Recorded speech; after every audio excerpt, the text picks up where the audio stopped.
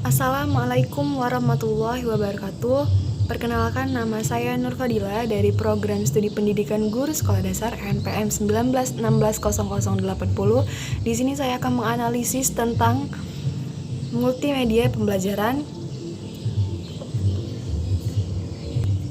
Di sini saya akan menganalisis bab 1 media pembelajaran.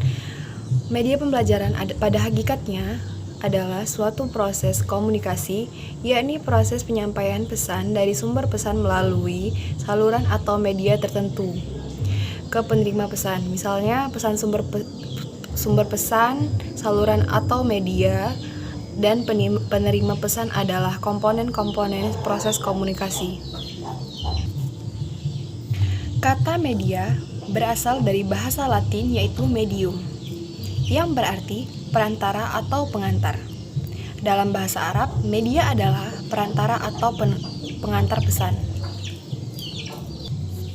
Media adalah sumber pendidikan, sumber belajar, dan dapat juga diartikan dengan manusia dan benda atau peristiwa yang membuat kondisi siswa mungkin memperoleh pengetahuan, keterampilan, atau sikap. Selain alat yang berupa benda yang digunakan untuk menyalurkan pesan dalam proses pendidikan sebagai figur sentral atau model dalam proses interaksi edukatif merupakan alat pendidikan yang juga harus diperhitungkan. Menurut Omar Hamalik, media pembelajaran adalah hubungan komunikasi interaksi akan berjalan lancar dan tercapainya hasil yang maksimal apabila menggunakan alat bantu yang disebutkan media komunikasi. Nah, media pembelajaran juga merupakan klasifikasi pengalaman menurut tingkat dari yang paling konkret ke yang paling abstrak. Nah, di mana partisipasi, observasi, dan pengalaman langsung memberikan pengaruh yang sangat besar terhadap pengalaman belajar yang diterima oleh siswa. Nah, pengguna alat media pembelajaran ini juga dapat membantu pencapaian keberhasilan belajar siswa. Dalam hal ini, hasil penelitian telah banyak membuktikan efektivitas penggunaan alat bantu atau media dalam proses belajar mengajar di kelas, terutama yang paling hal meningkatkan peristiwa siswa. Nah, menurut hemat penulis, media pembelajaran merupakan media yang secara efektif menyampaikan pesan pembelajaran atau mengandung muatan materi untuk membelajarkan siswa sehingga atmosfer pembelajaran dapat berjalan secara efisien dan menyenangkan. Menyampaikan pesan karena semua siswa menerima pesan tersebut, misalkan guru, media, siswa. Dalam proses komunikasi tersebut, tidak selamanya berhasil karena sewaktu-waktu penafsiran terhadap isi pesan bisa berhasil dan juga bisa gagal. Nah, kegagalan tersebut disebabkan oleh adanya faktor penghambatan proses komunikasi yang dikenal dengan istilah barriers atau nosis.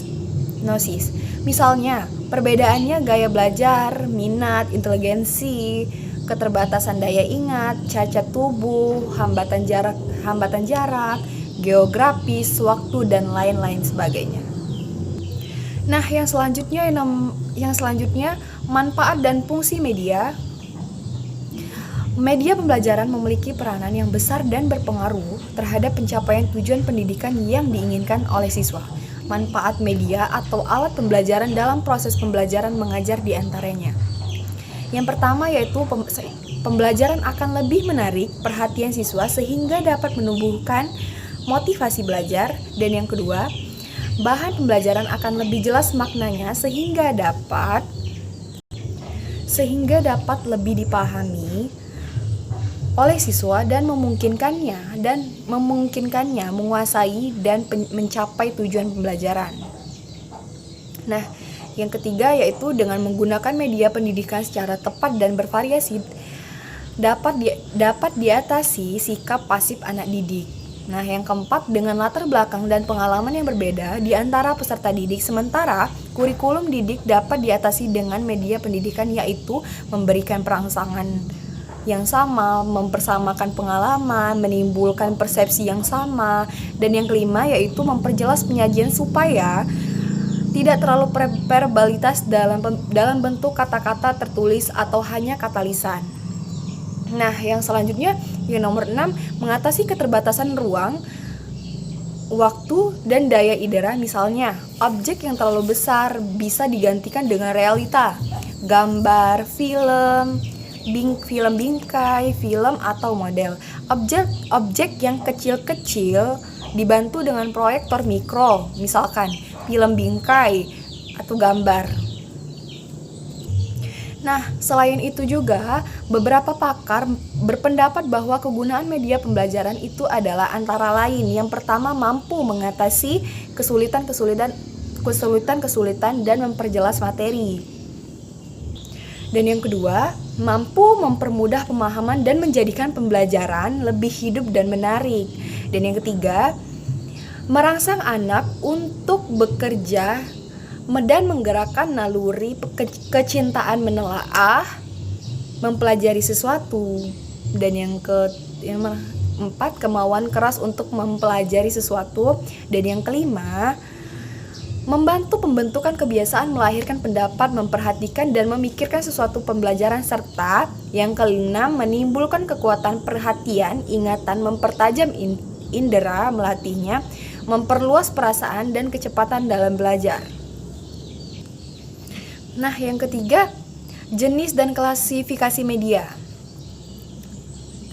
Pengklasifikasian media pembelajaran berdasarkan pengalaman yang diperoleh dapat digolongkan dalam 3 jenjang pengalaman, yaitu sebagai berikut. Yang pertama, A. Pengalaman langsung, the real life experience, berupa pengalaman langsung dalam suatu peristiwa, first hand experience, maupun mengamati kejadian suatu objek yang sebenarnya.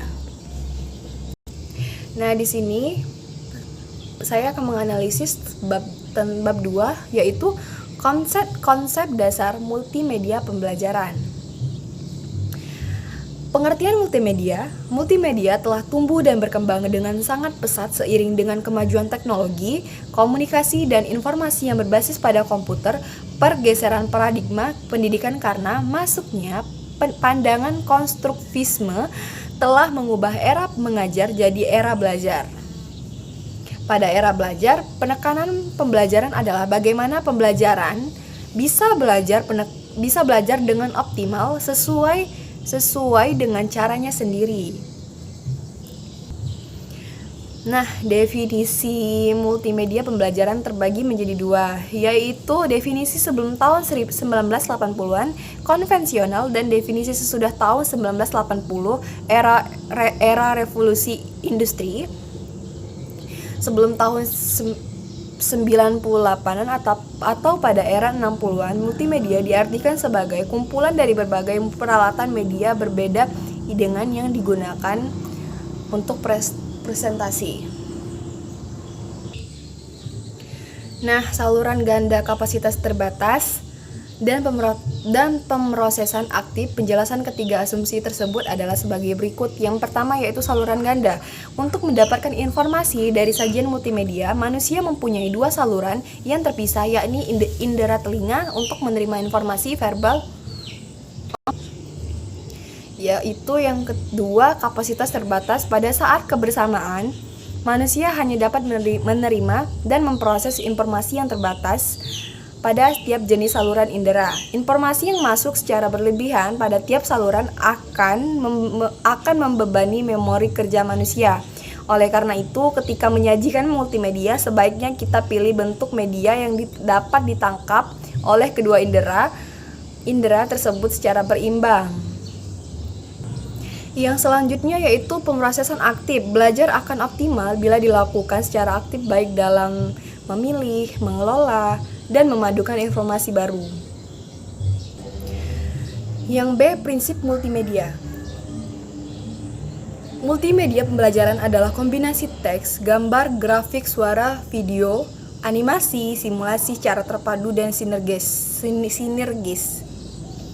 Pembelajaran. Dalam multimedia pembelajaran, pengguna dapat mengontrol dan menginteraksi secara dinamis. Multimedia pembelajaran ini bersifat interaktif dan selanjutnya disebut dengan multimedia pembelajaran.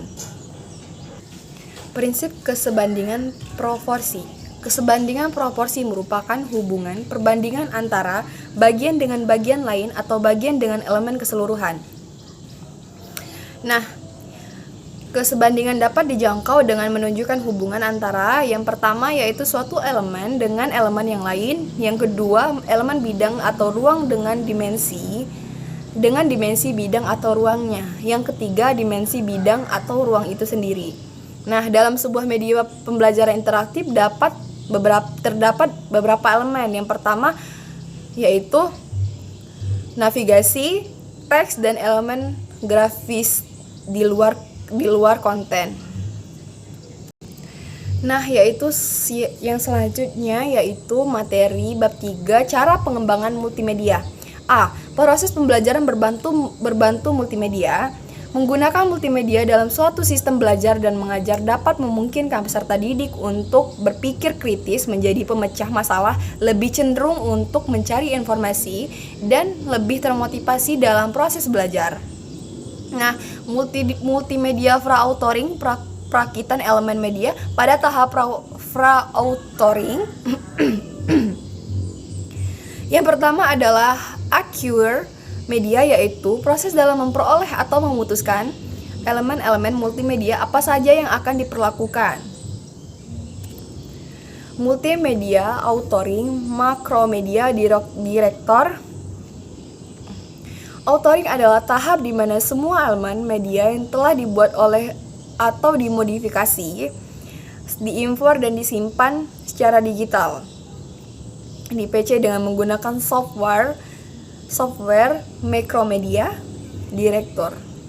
Nah, elemen-elemen multimedia itu lalu akan digabungkan bersama menjadi satu aplikasi akhir dan integrasi ke dalam suatu bentuk presentasi yang digunakan untuk tujuan menyampaikan informasi, khususnya dalam hal media pembelajaran.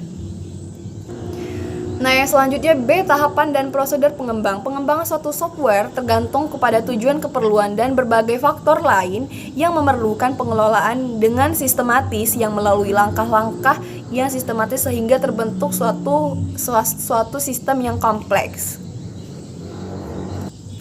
Nah, ciri-ciri utama tugas pengembangan software itu sebagai berikut. Yang pertama, menetapkan ketujuan. Yang kedua, analisis isi. Yang ketiga, mengelompokkan ciri-ciri pelajar. Yang keempat, menetapkan strategi arahan. Yang kelima, pengembangan bahan pembelajaran. Yang keenam, ujian dan penyempurnaan. Siklus hidup desain software pula meliputi yang pertama, yang A, analisis syarat dan menetapkan sistem yang akan dikembangkan. B, desain sistem. C, penerapan dan tujuan unit software. Baiklah, sekian dari analisis saya. Saya Nur Fadila undur diri. Terima kasih. Wassalamualaikum warahmatullahi wabarakatuh.